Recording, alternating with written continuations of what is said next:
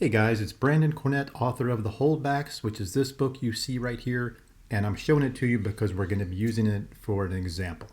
So this video, we're going to talk about how to break up dialogue with action when writing a novel or a short story or any kind of fiction.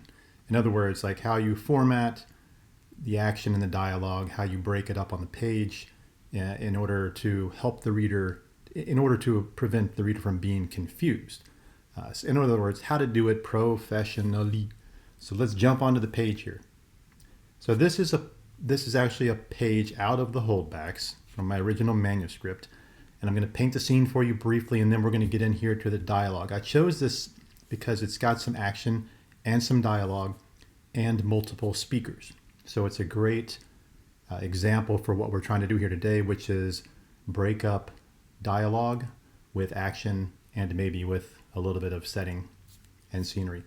So this is basically a scene where there's some kids in after-school detention in high school, and the principal has just announced a lockdown because there's some crazy stuff happening in town. It's kind of a 28 days later outbreak type of story, so maybe you get the picture. So Mr. Burr is the detention proctor. He's a teacher, and the other speakers here are students who are in detention. So let's just look at how this begins. Mr. Burr issued instructions, and then it goes into his actual dialogue. All right, so it says he issued instructions, and now here he is. You know, he's kind of stammering a little bit. He's flustered. Everyone just stay away from the windows. Let's all come over here by my desk in this corner. And then Lockie and Brian are two of the students. So then I go from his dialogue. This is all the teacher. And then I switch over to the students, show their action. Lockie followed up behind Brian, double checking the windows. Then he stood and studied them, his hands on hips. These windows are a weak spot, he said. And this is Lockie speaking here. So I've broken this up. Now what I could have done, because this is Lockie talking right here, and this mentions Lockie following up. So this shows Lockie's action. He's following up. He's checking the windows. I might have actually bumped this up and put it all in one paragraph. That would be okay. I would probably want to smooth it out a little bit to make sure the reader knows that this is Lockie talking. Lockie said. And the reason I can put all of this on one paragraph is because it's the same characters. You know, the action and the dialogue are coming from the same character. Lockie is the one checking the windows. He's the one who stands back with his hands on his hips, you know, kind of not sure about the window situation. And then he starts talking. The reason I broke it up the way I had it originally, just for formatting, I think it looks better on a page. I like to have dialogue on its own line as much as possible and to separate the action. And you'll see that when we go through some other examples here. And now that's a choice. That's just an authorial choice. You as the writer can decide how you want to do it. The main thing is don't confuse the reader. What you don't want to have is to have, okay, so Lockie follows up behind Brian, double checking the windows. And then if I went into some dialogue right on this same paragraph, and maybe it's, you know, we need to get out of here, Tiffany said. This is a mistake because I have Lockie is the character performing the action. He's the one checking the windows. And then I have a line of dialogue from a different character, Tiffany, and it's in the same paragraph. That would be wrong. So the way I would fix that, if I was going to include that comment from Tiffany, would be to do that. Lockie followed up behind Brian, double checking the windows. And then I separate paragraph because I have a different speaker. We need to get out of here, Tiffany said. And then to further fix this, I would again want to make sure I clarify my speaker tag here because it shifts back to Lockie. So we have Lockie's action. We have Tiffany talking, separate line, separate paragraph. And then another paragraph because it switches back to Lockie talking. That's not the way that I had it in, you know, the novel, but I'm just showing you if you introduce another speaker, that's how it all works as far as formatting goes. So let's continue on. Okay, so here we are with Lockie again. Top of the page. These windows are a weak spot. He said, somebody wants to get in here, they will. You can shoot through glass, you know, or just smash it and crawl in. And now I have this M dash at the end here because he gets interrupted. That's a separate tutorial, but just, that's why that's there. That's helpful. That tells the reader that he was in the middle of a sentence and then he got interrupted. And that's kind of like a more natural way of speaking. In real life, we interrupt each other, especially in a situation like this where they're all freaked out because of a school lockdown. So he gets interrupted, or just smash it and crawl in, and then the teacher again. That's enough, Mr. Lockey, the teacher said. There's no need to cause a panic. So here again, if I wanted to show the teacher doing action, I could include it on this same line or extend this paragraph because it's the teacher talking here. So I can continue with the teacher doing stuff. I could say Mr. Burr to avoid using the teacher twice in the same paragraph. Mr. Burr got up and moved to the windows. Something like that. So let's look at what we got now. So now we have the teacher talking. That's enough, Mr. Lockey, the teacher said. There's no need to cause panic. Mr. Burr got up and moved to the windows to look out or whatever. So this action is included within the same paragraph as the teacher talking because, again, it's the same person. The dialogue and the action are coming from the same person. But, you could break it up onto two paragraphs. It's something like that. If it's just a short little bit of action like that, this is just he gets up and looks outside, I tend to include it within the actual dialogue line, right? Like that, one big block.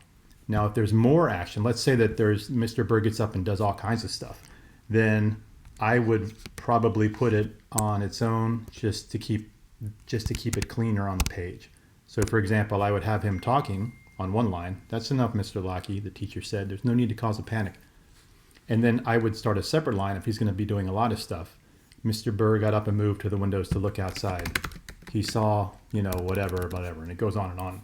And then I would break to another paragraph right here because we have Lockey again. So we're changing speakers. Does that make sense? Right? So it's up to you. It's a author's choice. And I got a phone ringing in the background. We're just going to ignore that. So anyway, that's pretty much it. The dialogue continues. This is one line by itself because it's Lockey talking. You're not listening, man, Lockey said. We have to barricade these windows. And then I switch it again, a new paragraph. Mr. Burr's face reddened. He drew himself up to his full height, which wasn't much. This is a stupid iPhone scam that you can probably hear in the background. These people have called me 5 times in the last hour. I'm going to have to block that one. How rude, right? We're trying to do a video here. This is a fiction writing tutorial. Scammers? So anyway, back to business. Mr. Burr's face reddened. He drew himself up to his full height, which wasn't much. Puffed his chest out like a bird. So again, this is on a separate line because Mr. Burr is not Lockey. Mr. Burr is talking here. That's his dialogue. And then we switch gears back to the teacher. And then we break again because now we have Lockey talking. And this is just all straight dialogue right here, no action. So there's no question there about how we break it up. And then we switch over to another character, another student in the room. Is it a shooter? Stevie said. Is that what's happening? So let's say that we wanted to insert, we talked about how to break up the action in the dialogue. If the action is being performed by the same speaker who just spoke the dialogue, you can include it within the same paragraph if you want. Or if you prefer, you can have that speaker dialogue on its own line, and then you can, new paragraph, and you can describe their action, especially if it's going to be a lot of action.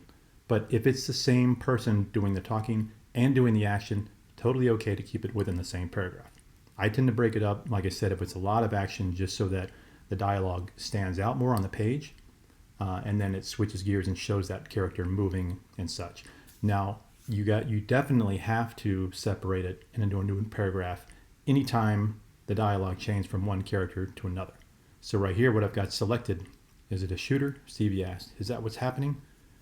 Next paragraph, because it's a new talker, new speaker. Oh my God, it's a shooter, said Tiffany. She clutched a hand to her chest and glanced toward the windows. Okay, so here again, I did a new paragraph because I have a new speaker, a different character talking. And then because this was just a short bit of action here, She clutched a hand to her chest and glanced toward the windows. I put this all in one paragraph because I just thought it worked better.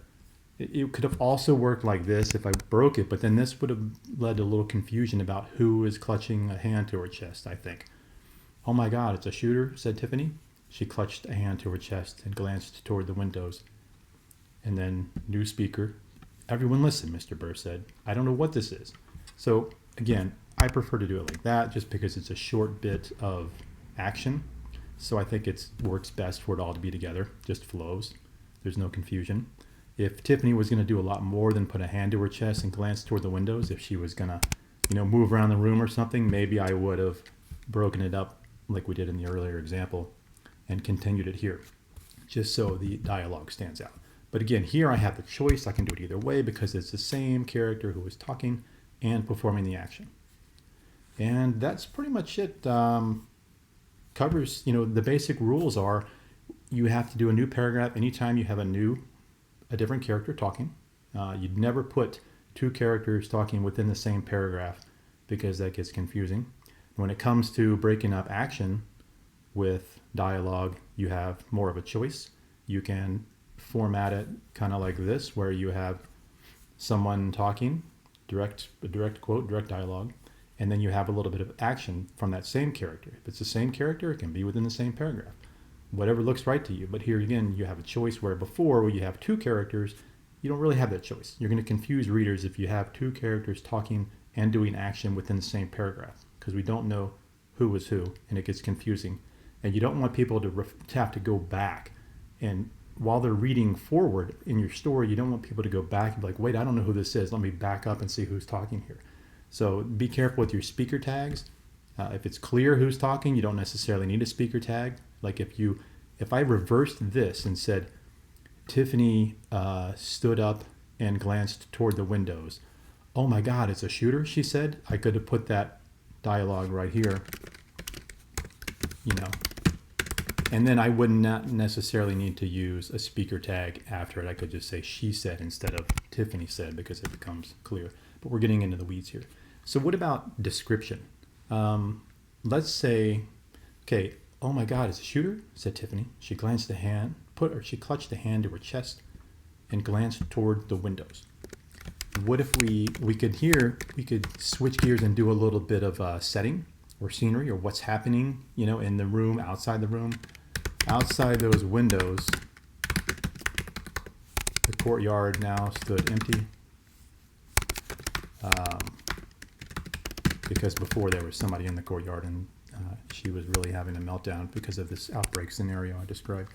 So I could go on here and describe the courtyard. I would put this on a separate line by itself because it doesn't have anything to do with Tiffany talking or Tiffany doing action. This is a character paragraph here. Starts with character dialogue, and then it follows up with a brief bit of character action just to kind of help the reader visualize it. Now, if I'm going to talk about what's going on outside the school, outside the windows where Tiffany's looking, I'm going to break to a new paragraph. And then I'm going to go on and I'm going to describe that. So now the setting, the scenery, if you will, gets its own paragraph. And then someone starts talking again, so it's a new paragraph.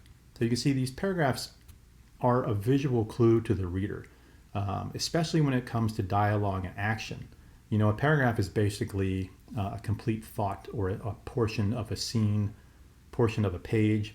But when it comes to dialogue and action, paragraph formatting is important because it helps us separate who's talking. This person's talking. Now I see a paragraph break, so I know someone else is talking and also doing some action. And then there's a paragraph break because maybe I'm going to start talking about, build on here a couple sentences about what's happening outside the windows to help paint the picture for the reader. And then another paragraph because someone starts talking again. So those are the basic rules of how to break up dialogue with action within a short story or a novel.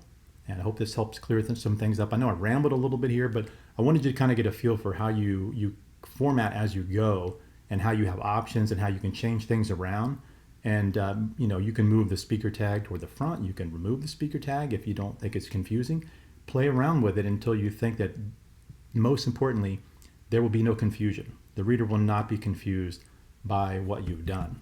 And use examples in books that you like. Pay attention to, go get one of your favorite books and find a scene where there's multiple speakers, multiple characters conversing, and look at how that author broke up the action and the dialogue and the scenery. And if we took out all of the action from this and I just had dialogue, you know, like I took out this, and anytime somebody was moving or you know, engaging in action, if I just stripped all of that stuff away and all we had was dialogue, the scene would be less visual. People would have a harder time visualizing it. So by adding dialogue and scenery and setting together, the reader has a more, you know, a better picture of what's happening. It's not just talking heads. It's not just a bunch of disembodied voices talking back and forth. I'm reminding the reader that they are in a classroom, that there is a lockdown happening, that there are wide open windows, you know, that is a potential threat. So that's why we use action with dialogue and also with setting to keep that picture framed in the reader's mind. Hope you found this helpful. It went a little longer than I thought. If you like this kind of content, go ahead and subscribe. I do a lot of these little on-the-page writing tutorials, which people seem to like, rather than me standing in front of the camera myself. I don't take that personally. Subscribe.